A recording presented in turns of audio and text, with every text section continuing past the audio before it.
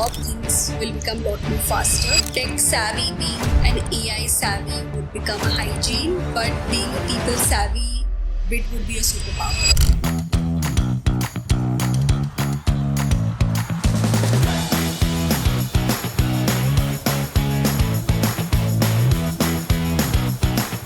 I have a very special person with me, the head of people at Apps for Bharat, Tanvi Lal. So, what is the highest package you've offered? I think it definitely had many zeros. The fact that compensation is not important, but I think after a point you look for something beyond compensation that just keeps the person intact and committed.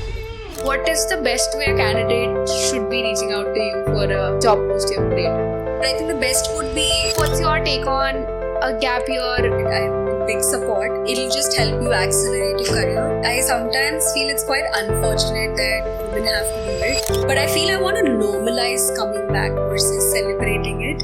When we evaluate candidates or talk to candidates, we look at their in the space. How do you craft your resume to stand out as compared to the other set of people? If you're able to show with the work which you've created, a lot of time you see bigger opportunities coming for you. It might not be the right one. Hi everyone, welcome to the weekday show where we decode hiring scenes and what goes behind startup and corporate and help you become a smarter job seeker. Today I'm your host Avishi and I have a very special person with me, the head of people at Apps for Bharat, Tanvi Lal, a very unique Bangalore-based spiritual tech startup. Before we jump into what Apps for Bharat is, I would like to know who is Tanvi? Who is Tanvi beyond titles and what shaped your journey? Okay, so I would say that I'm someone who is ambitious yet vulnerable, someone who is empathetic but at the same time trying to find my own ground in this space. I know that I've spent a couple of years doing it, but there's always something new to learn, and especially in my journey working with different stages of companies, different categories of company. I think it's always something which I keep learning. Probably function is something which has remained constant for me. But I think from a journey perspective, I've come from a place called Ranchi, small town girl. Okay. Similar to everyone, I think living a Indian dream of finding the best education and getting a good quality of life. Growing up, education was the only thing at home which was important for us to keep in mind, and that has just helped. I've spent a good amount of year working with different stages of company and different scale. So I think it's been a good journey so far.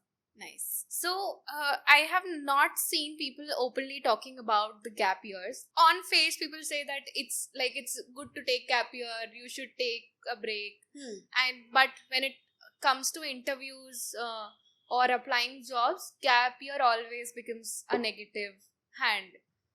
So, what's your take on a gap year if someone takes a gap year for mental health or to travel for 6 months, 1 year, or so on? What's your take on that? I think I've spent good amount of time in the people function. I feel, of course, there are companies who would not accept it, but I'm all in for it. I'm in big support.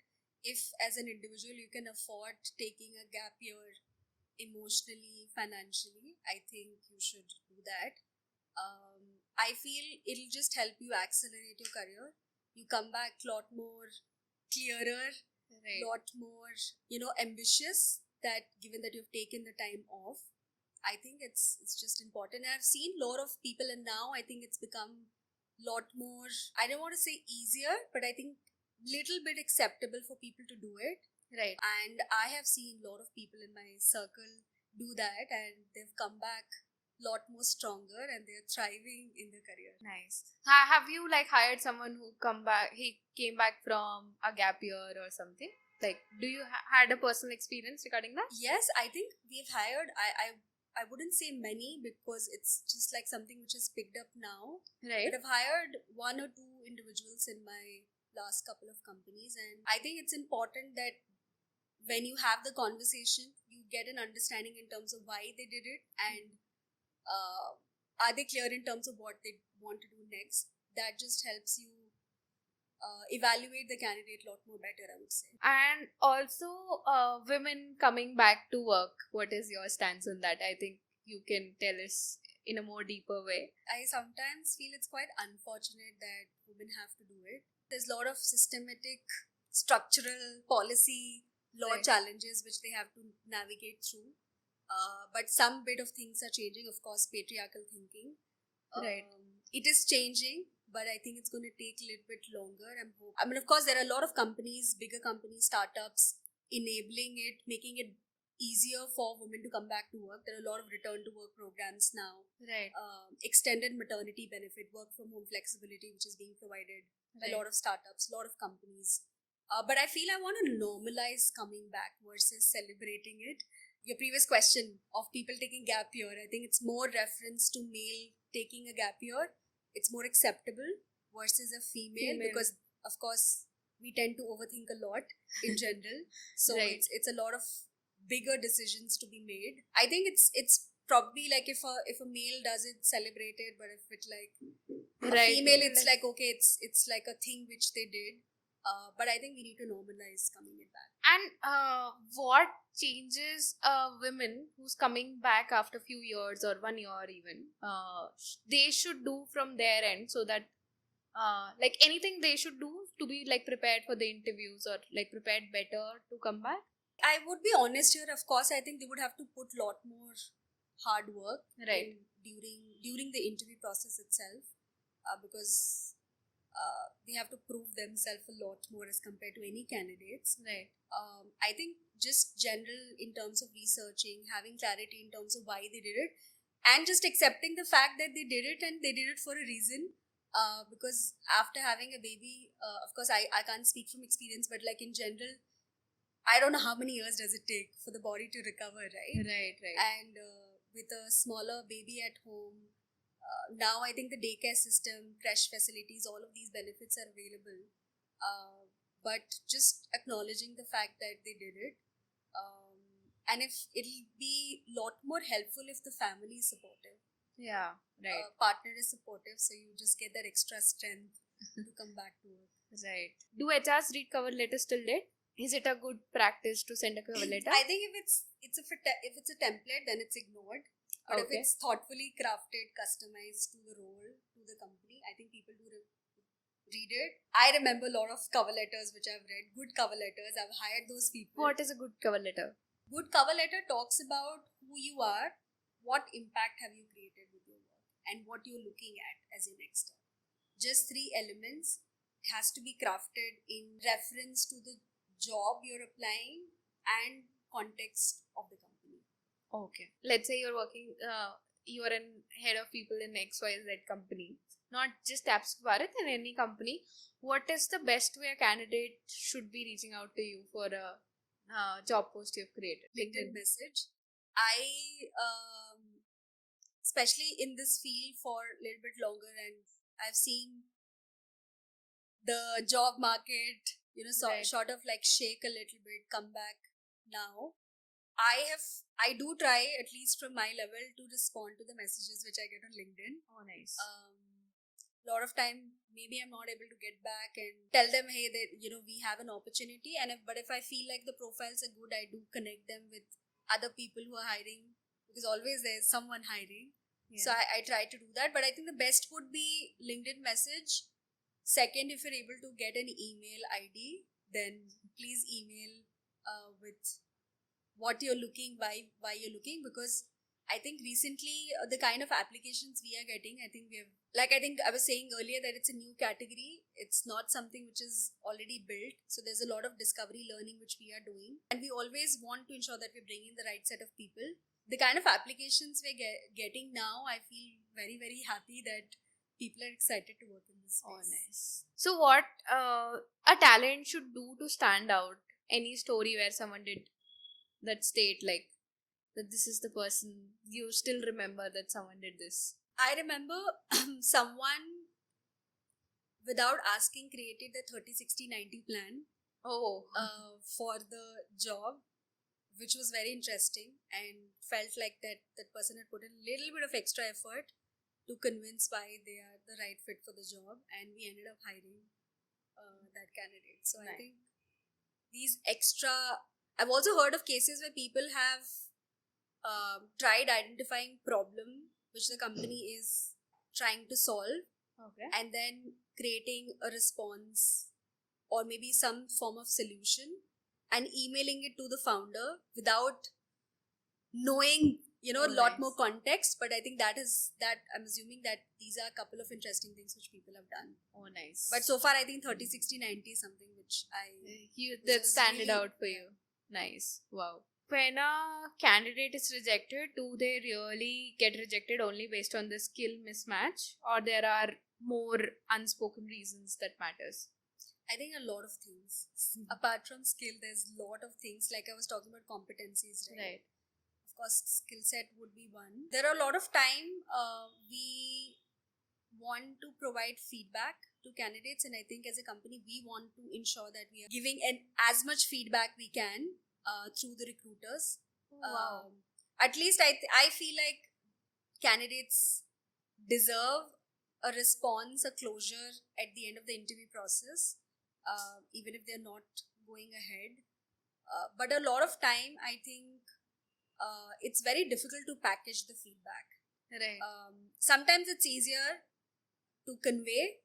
Sometimes, even if you try to package the feedback to position is a lot more positives, sometimes candidates don't take well the feedback. And I've also seen cases like that you get emails after that with people marked on it when again you're trying to solve that, having another conversation with the candidate. But I do accept the fact that every candidate should get a response, even through an automated email, just getting a closure that hey, they're not going forward. But especially in cases where the company and the candidate has invested time, there are cases where you end up interviewing candidates for a month, because sometimes role takes time, people are not available, candidates are traveling, so does take longer. In those cases especially, it is very, very important to give them a closure. Why do usually like HR mails don't have a closure? Like there is just always a automated email that goes that you're not selected. It's not because of your skills. It's because like we found someone more better. Why there is I really like the fact that at least like you do it for some candidates that goes forward where companies also spend the time. But why do usually it's not a practice in HR industry where I like most of the companies I don't send feedback to candidates.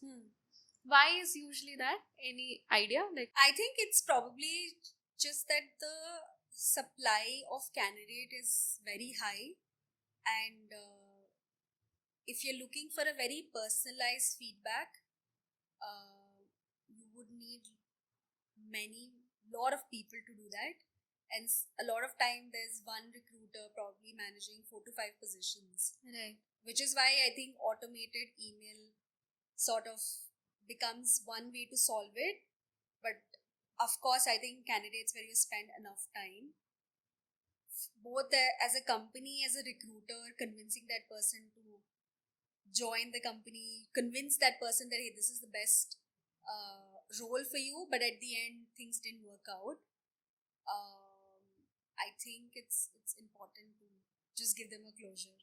If I am a candidate and I'm getting rejected again and again by different companies, now how do I figure out that where do I have to improve? I think if you're not getting a response, I would recommend self-reflection is important. But like sometimes as candidates, we actually don't understand where we are going wrong. Even like self-evaluation doesn't help much because when you are in that loop, when you are in, you don't get to know that what you're doing. Someone else has to come and tell that, oh, you're doing this wrong. Maybe like a lot of times. I would disagree, because I feel like if you have come to a realization after giving many interviews, different companies, you're talking to different set of people, different recruiters, just taking a step back, realizing, doing that reflection in terms of, did you lose energy during the conversation, did you say the right thing, or did you do your research about the company? Those are things which you will at least get an understanding, and at least you're able to get some level of pattern identified, which is where you'll have to spend a little bit of more time. Got it. I think I got my answer. It's not just self-evaluation where you just come and think that, where did I go wrong? I think you need to ask some specific questions to yourself, which you just mentioned, right? And I think there are, if I'm not wrong, there are tools which are being built. Again, I could be wrong, but Grapevine has recently launched something called as Grapevine R1, which is round Okay. one interview, which is done through an AI. Okay. I'm assuming that they would be giving you feedback at the end of the interview process. But of course, things are a lot more easier now. Right. Things are comparatively a lot more easier, but we need to come back and ask a specific question. I think we do this mistake usually that we just come back and see, oh, what did I do wrong? There we don't get any answer. Like what you just mentioned here, when you ask yourself, like, did you do your specific research? Then maybe you try to evaluate, okay, did I do my research properly? I think we need to come back and ask ourselves those specific questions to self-evaluate also better. Yes. Because I was, till now, personally, I was also thinking, I don't know how do we do self-evaluation better when we are getting rejected again and again. Maybe I think it's on like us as candidates that we are not doing that self-evaluation the right way.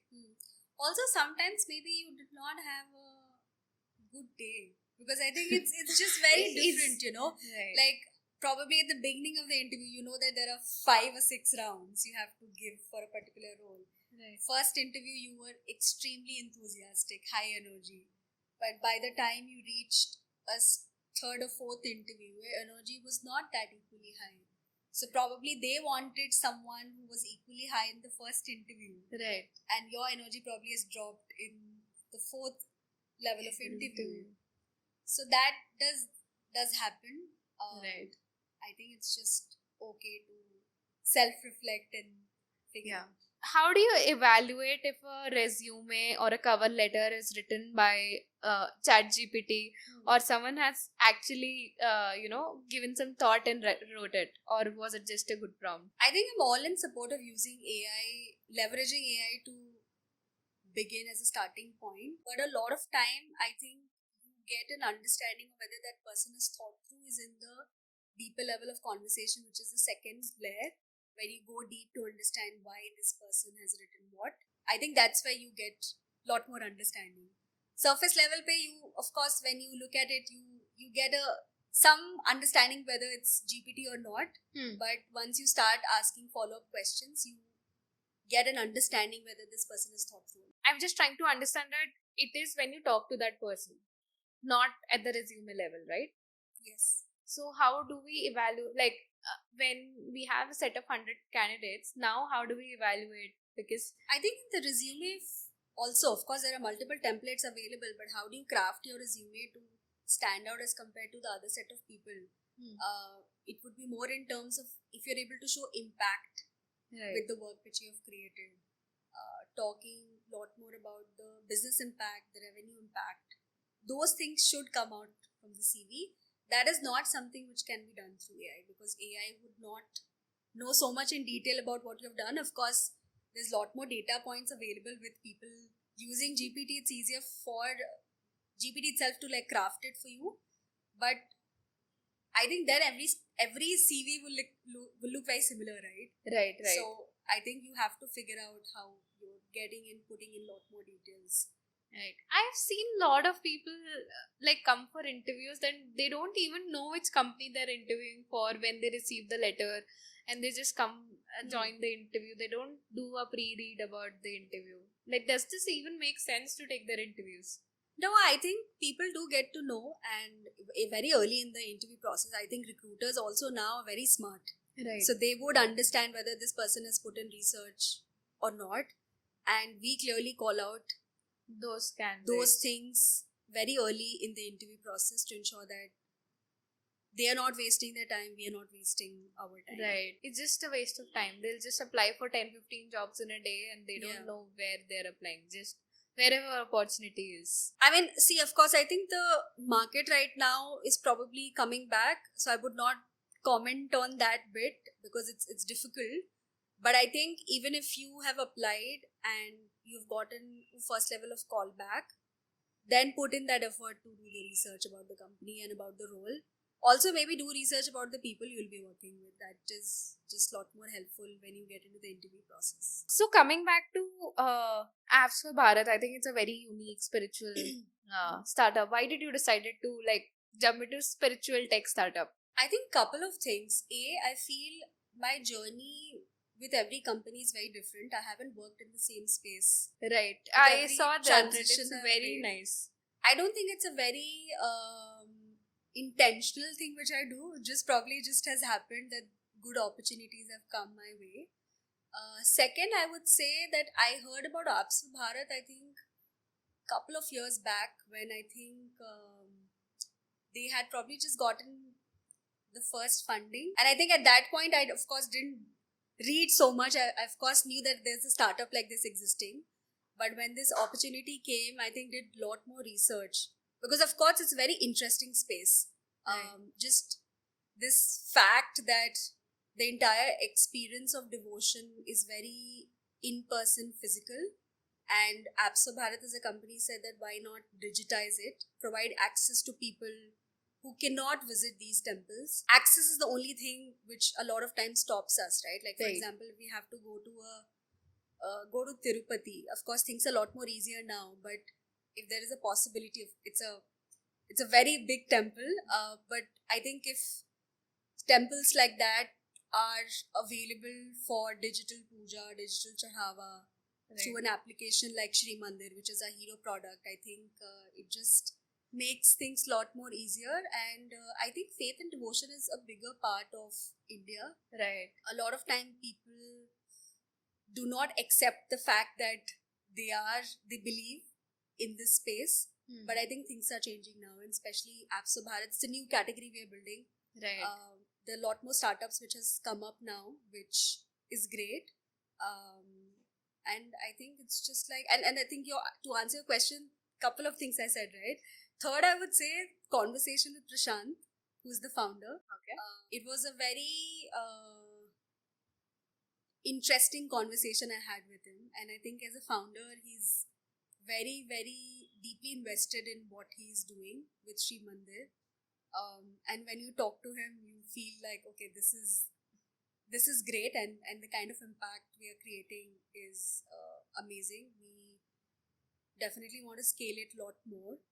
So I think just culmination of all of this, I said, okay, this is Wow. the best opportunity. So, and what is something unusual in your hiring process? I would say our hiring process is very, very structured, and we have spent a lot of time as a team to do that. There are a couple of things which we do. First is we have defined competencies for each role. We hire for either junior, senior, all levels, Okay. and each interviewer has a competency to evaluate.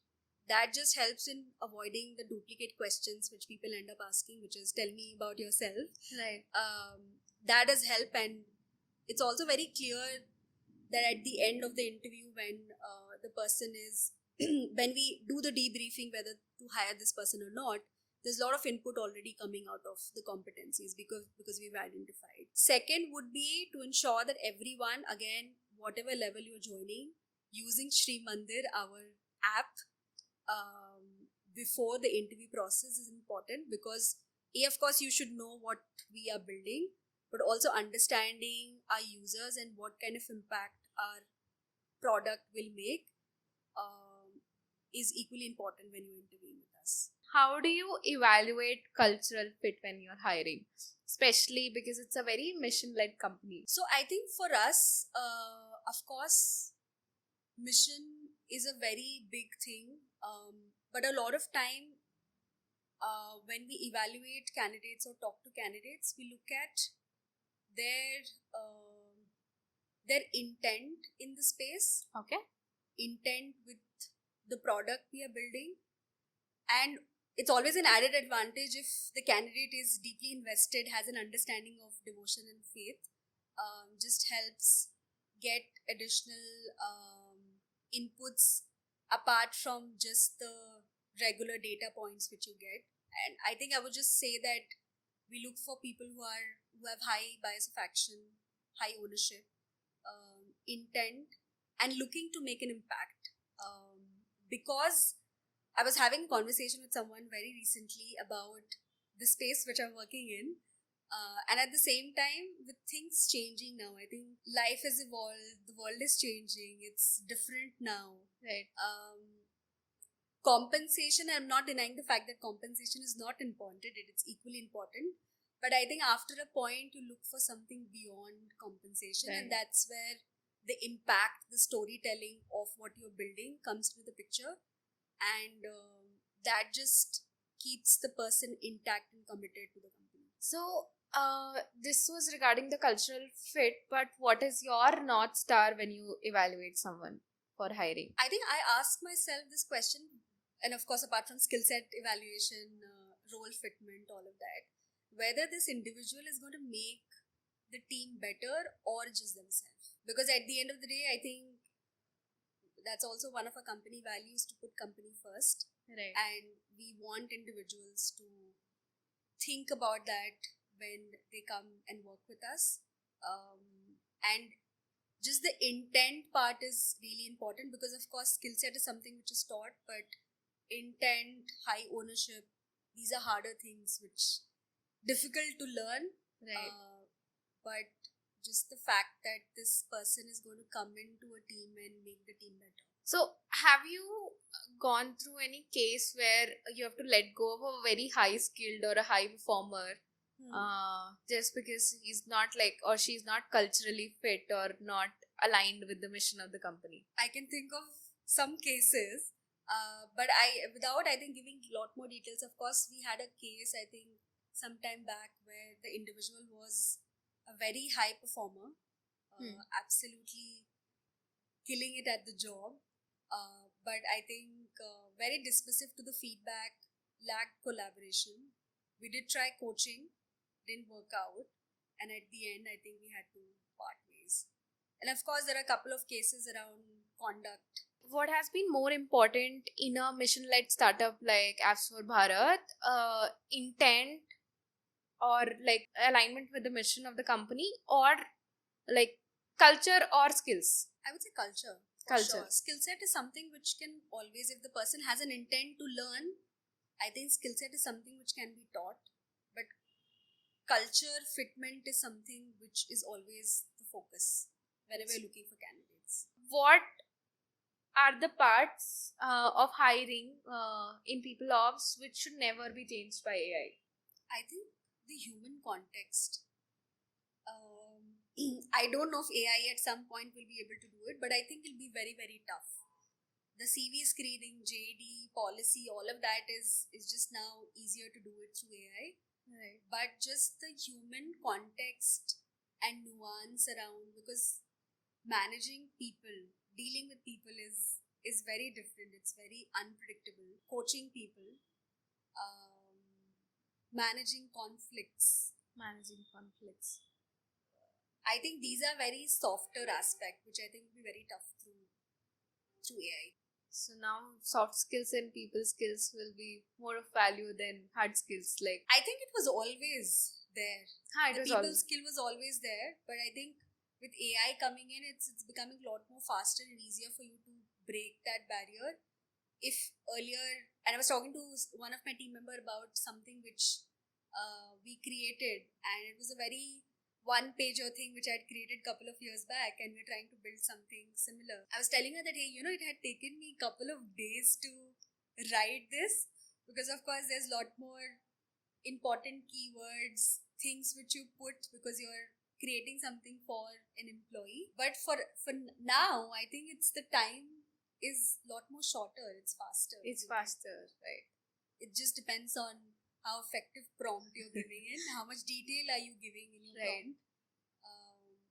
But yeah, I think things are changing. Like continuing to this conversation only, like from when you started your journey as a HR to now, what all tasks AI has replaced already? CV screening, there are a lot of tools now which helps you with screening, JD crafting, policy creation, at least the base level to some level. You can do a lot more. Research is a lot more easier now because there are inputs available Right. from different companies. You at least get a starting point, and then of course you have to talk to people if whatever you are doing, you do have to do your own research. Couple of years back, I used a AI chatbot called Amber. There's a company called Infido Right. that used to help. So we used to run pulse survey, and it helped in analyzing the sentiments based on the responses which people were giving to the questions. Live interview or like? No, it was a set of questions people would respond, Okay. and then the platform will tell you what people are saying. There were some keywords which would get highlighted in green and red, so you know that red ones are the things which is not working out for you, and you go a little bit deeper. They help you with first level of analyzing the responses which people are giving.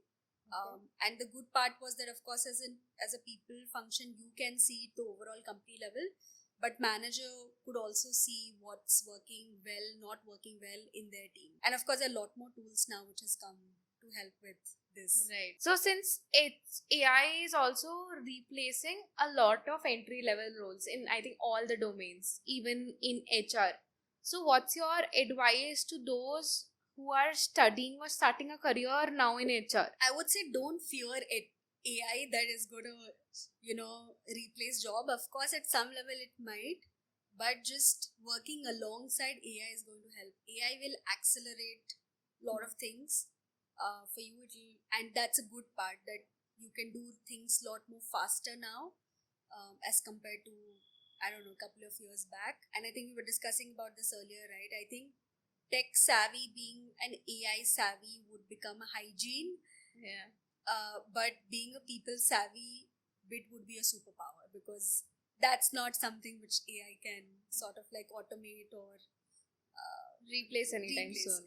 Yeah, point. Startups usually don't pay like MNCs. Then how do you get a great talent and how do you retain a great talent? Because compensation a lot of times doesn't make sense, and now everyone looks at money. Like if someone is getting higher package. I actually don't agree. I think startups do pay well. The story of what you're building, the mission of the company is what going to get the person stay with you longer. And I have seen cases where, and sometimes I have made those choices where I have taken a Right. decision to work with a company which I feel is lot more impactful versus keeping compensation as one of the element. Of course, compensation, like I said earlier, is important, but at the same time, if you're looking to work with a company, always go with a mindset to work there for a longer period.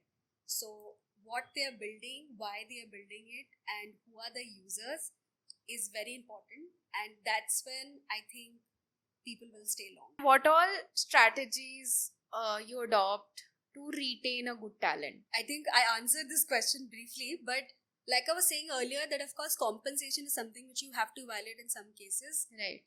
Apart from compensation, if there's a different career opportunity which the person is looking at. But at the end of the day, we have realized, and of course, my previous experiences also, that after a point you have to help the person realize and discover the impact they are creating with their work, and especially in our space right now, impact they're creating in the user's life by just giving them happiness, support of helping them do digital puja, digital chadhawa. Right. It is very, very impactful as compared to doing anything else. So just helping them realize that through the storytelling and also their journey along with the company. If you're able to sell that, I think sell is a wrong word, maybe just making them acknowledge the fact that their growth will be equivalent to the company's growth, and not just on paper but in actual reality. These are a couple of things which in general works. So, like coming to like your stories or your hiring stories. So, what is the highest package you've offered, and what made that person worth it? I think it definitely had many, many zeros. So I'm not going to disclose the number. But I think it has always been the part of person having the right intent to work with the company versus the skill set. Because skill set, if you're evaluating candidates and if you have similar profiles with the same set of skill set, you would always end up choosing someone who has the right intent, high ownership, someone with high bias for action. Those are things which is always. Any example where you hired and why you hired? I think, of course, like I'm saying, that these are three things which we would look at, and I have hired people with, with packages with many, many zeros, like I was mentioning, in a couple of companies back, and that person is a very dear friend, and is doing great at the job. Oh, nice. Since you have worked with a lot of startups, do you believe in hire fast and fire fast strategy? Or is it like a person should come in and get retained? I would say hire thoughtfully, fire empathetically, but after lot of deliberate thinking. If you're rushing into hiring process, I think it's going to be a pain for you later. So I would not recommend anyone to do that. What's a career secret you wish you knew at 21 when you were like starting your career? I think I would say I always thought that growth is something which is a very straight line, but I think I've just realized it's a lot of time feels like a chaotic bit. Right. It's never a linear line. And I think the second thing I would say is a lot of time you see bigger opportunities coming for you. It might not be the right one. Oh, so right. you end up figuring out whether you want to take the bigger one or just the right one, which is important for you at that point in your life. Oh, nice. Very truly said, I think. That is very important. No one tells the hardships. Everyone just tells about the good part of life. Yes.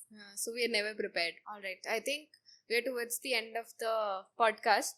Do you have like any advice for candidates or job seekers who are looking for a job right now? I think I would say we spoke briefly about AI, right? I think please leverage AI to do research about the company. Things will become a lot more faster. Second would be, don't use set templates, formats with copy paste. Put sufficient amount of thought in terms of why you're applying for certain jobs and why this company versus the other company. And third would be, try to do your reach outs. It has to be customized. It cannot be the same copy paste thing which you're doing. And any advice for HRs in their early career or like people who are gonna take HR as a study in their MBA or anything for them?